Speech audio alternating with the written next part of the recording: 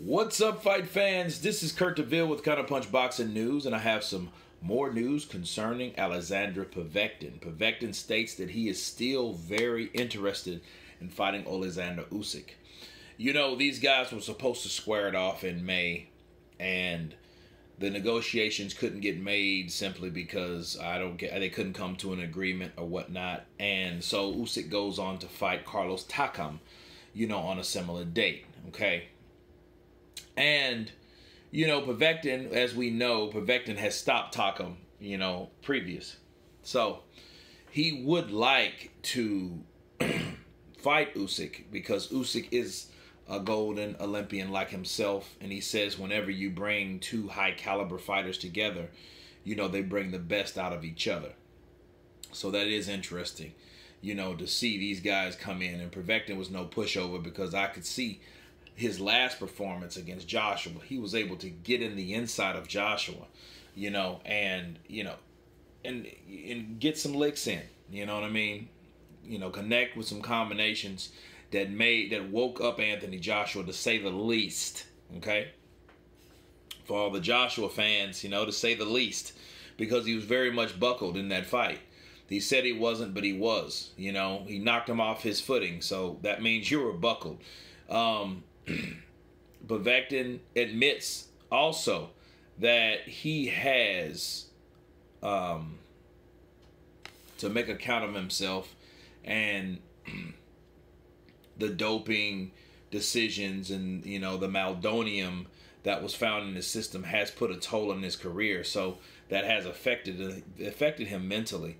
So he wants to get back. That's, I think, at this point of his career, saying what I just told you guys is because of the drug allegations, he wants to make a good account of himself. A lot of people look at the misfortune of Deontay Wilder not getting his shot to fight Povetkin and fighting a high caliber fighter, but you got to look at it both ways, right?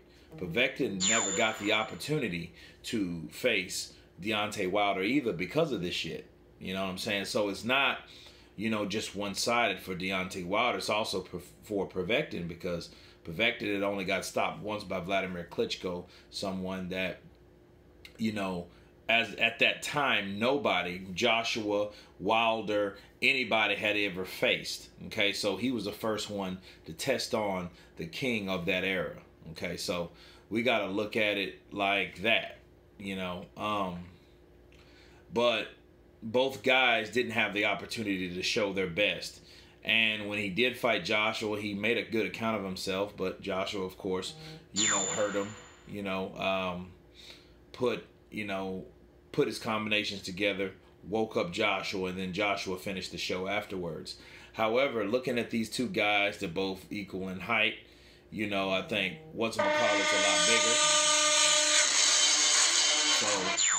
So I think that would be a fight definitely for Povetkin in the future. But the question is, who's going to keep Povetkin active to me? He wants to fight Usyk.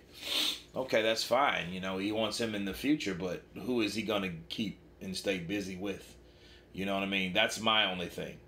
I think Povetkin should be a fighter that should fight at least mid-caliber fighters, Put him in there with Christian Hammer, see how he does against him. I think he's already defeated him, actually. Derek Chisora, why not? That would be a good fight for Povetkin, So we can see what type of fighter he is, at least get him a win, get his confidence back up there. And then hopefully we can see a Povetkin Usyk. And because Povetkin is no pushover, that's why it was a risky move going to fight someone like Povetkin before someone like Takam that Povetkin already beat. But anyway, that's me counterpunching the topic. You guys tell me what you think about Povetkin. Is he finished? You think he's going to get the title or the shot with Usyk? Please subscribe, and you guys been Counterpunch. Peace.